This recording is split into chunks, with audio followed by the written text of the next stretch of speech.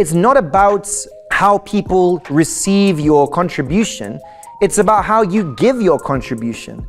If you work hard for the glory of God with all your heart, even if people try to misinterpret or twist your words, your work will speak for you, and the results will speak for you.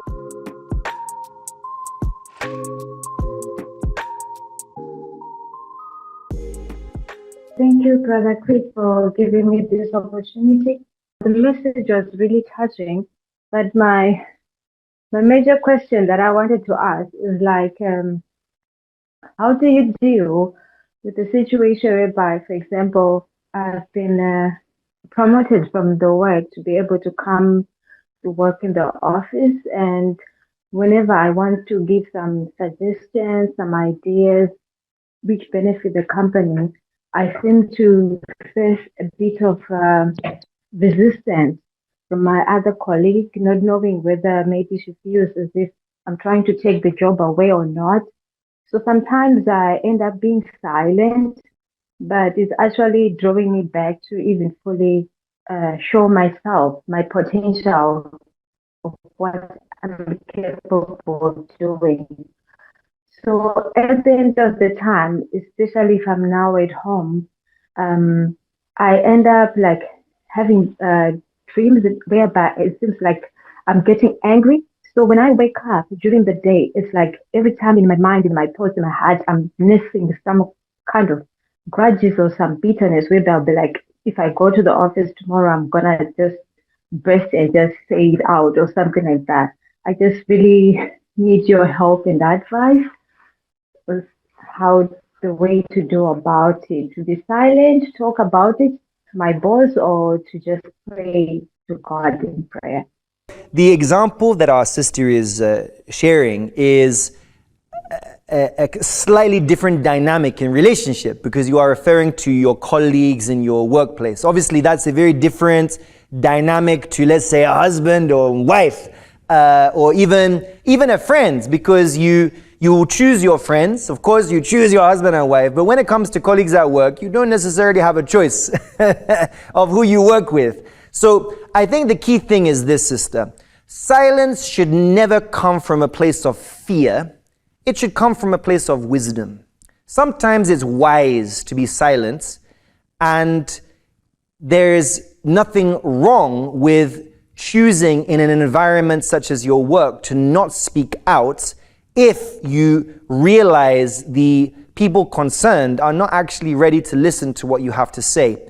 But it should never come from a place of fear of the opinions of people, or fear of how they may see you or view you, like what you said, that maybe, they will think that I want to take this job, or they may think this. You can never control what people think of you. So having the thoughts or opinions of people as a yardstick for determining your action is never an effective strategy. It's about doing what is right. Oftentimes, it's the right thing, if you have a contribution, to bring it, to speak out. Even though people may not have a good impression of you, that doesn't change the importance of your contribution, and especially if you have something valid to say. Sometimes the right thing may be to keep quiet. I want to make that clear. It's that we are motivated by wisdom, not by fear. Because in a workplace, you may realize that, it's not every issue I should address. Whereas maybe in a husband and wife, you should address it.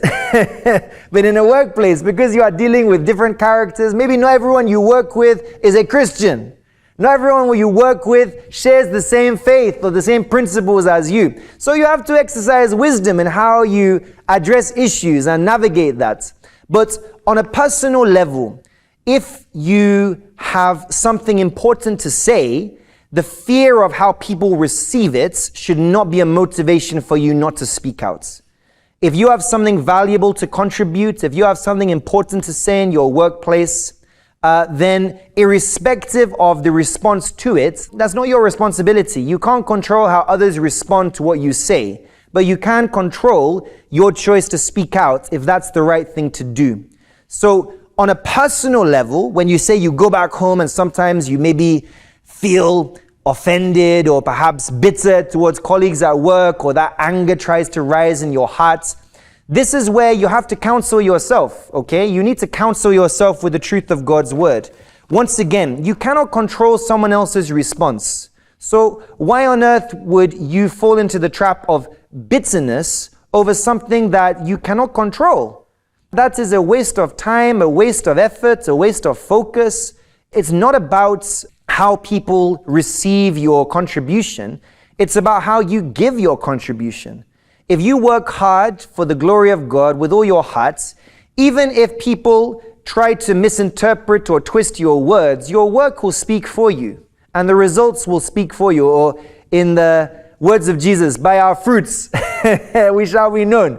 So if at the end of the day people think, oh, well, this person is trying to take my job, and all you are doing is contributing to the well-being of the company, at the end of the day, the genuineness of your motives will spring through your subsequent actions and attitude. You don't have to fight to prove yourself, because your work will speak for you. So don't give attention to unnecessary distractions, okay? If you have an important point to make, don't be afraid to make it. If there are circumstances where you choose to be quiet, it should be because of wisdom, not fear.